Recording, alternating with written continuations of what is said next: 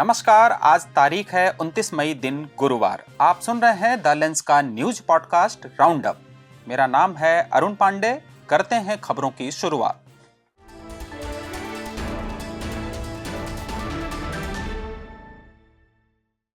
देश में corona virus एक बार फिर तेजी से फैल रहा है और अब मौतों का आंकड़ा भी बढ़ने लगा है। दिल्ली, महाराष्ट्र, केरल, कर्नाटक, तमिलनाडु और आंध्र प्रदेश जैसे राज्यों में संक्रमण की रफ्तार में अचानक तेजी आई है।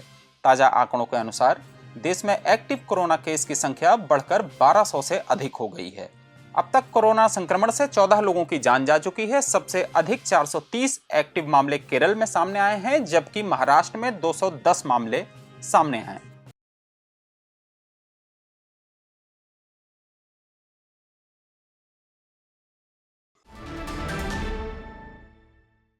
आज प्रधानमंत्री मोदी की पश्चिम बंगाल में रैली के बाद अचानक सियासी पारा चढ़ गया। अलीपुरद्वार में हुई रैली में पीएम मोदी ने तीखा हमला बोलते हुए कहा, बंगाल की जनता का टीएमसी सरकार से भरोसा टूट चुका है और अब लोग सिर्फ कोर्ट पर निर्भर हैं। इसलिए पूरा बंगाल कह रहा है, बंगाल में मची चीख पुकार, नहीं चाहिए निर्मम सरकार। इस रैली के जवाब में मुख्यमंत्री ममता बनर्जी ने केंद्र सरकार और पीएम मोदी पर पलटवार किया। एक प्रेस कॉन्फ्रेंस में उन्होंने ऑपरेशन सिंदूर को राजनीतिक स्टंट बताया और केंद्र पर देश हित की बजाय राजनीति करने का आरोप लगाया। उन्होंने कहा, हम ऑपरेशन सिंदूर के समर्थन में हैं, लेकिन पीएम मोदी देश भर में रैली कर रहे हैं। ममता ने कहा, यदि वे यानी पीएम मोदी ऑपरेशन बंगाल करना चाहते हैं तो कल ही चुनाव की तारीख की घोषणा कर दें।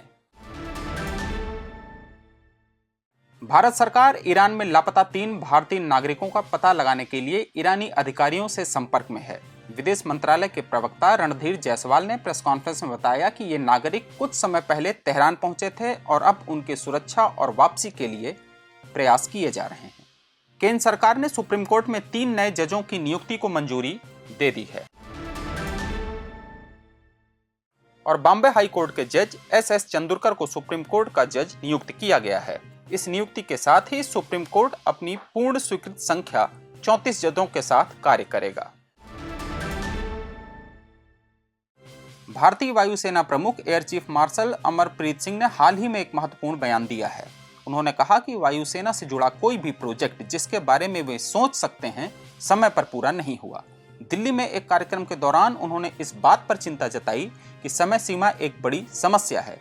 एयर चीफ मार्शल ने जोर देकर कहा कि हमें यह देखना होगा कि प्रोजेक्ट को समय पर पूरा करने के लिए क्या कदम उठाए जा सकते हैं। राष्ट्रीय जनता दल के प्रमुख लालू प्रसाद यादव ने दिल्ली हाई कोर्ट में याचिका दायर कर नौकरी के बदले जमीन घोटाले में सीबीआई की एफआईआर और चार्जशीट रद्द करने की मांग की है। यह याचिका उन्होंने वरिष्ठ वकील कपिल सिब्बल के माध्यम से दायर की है। पूर्व सेबी अध्यक्ष माधवी बुच को हिंडनबर्ग रिसर्च की रिपोर्ट से जुड़े भ्रष्टाचार के आरोपों में बड़ी राहत मिली है। भ्रष्टाचार निरोधक प्राधिकरण लोकपाल ने उनके खिलाफ दायर 3 शिकायतों को खारिज कर दिया है। लोकपाल ने कहा है कि इन आरोपों में कोई ठोस सबूत नहीं है, ये अनुमानों और कयासों पर आधारित हैं।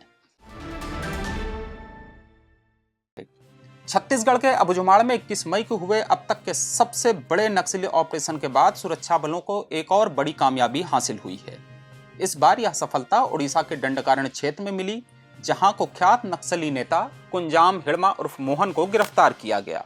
ओडिशा, छत्तीसगढ़ और आंध्र प्रदेश के टाई जंक्शन क्षेत्र में माओवादी गतिविधियों के खिलाफ चलाए गए नक्सल विरोधी अभियान में यह सफलता मिली है। और आखिर में खबर जरा हटके में बात तेजी से गर्म हो रही धरती की। विश्व मौसम विज्ञान संगठन यानी WMO ने अपनी ताजा रिपोर्ट में चेतावनी दी है कि 2025 से 2029 के बीच वैश्विक तापमान में 1.2 से 1.9 डिग्री सेल्सियस की वृद्धि हो सकती है। चिंता की बात यह है कि 70% संभावना है कि इस दौरान औसत तापमान पूरे औद्योगिक स्तर से 1.5 डिग्री सेल्सियस को पार कर जाए। साथ ही 80% संभावना है कि अगले 5 सालों में कोई एक साल 2024 से भी ज्यादा गर्म हो सकता है। WMO के उप महासचिव को बैरेट ने कहा है कि यह हमारे पर्यावरण, अर्थव्यवस्था और जीवन पर बुरा असर डालेगा। रिपोर्ट में यह भी बताया गया है कि आर्कटिक क्षेत्र 3 गुना तेजी से गर्म हो रहा है।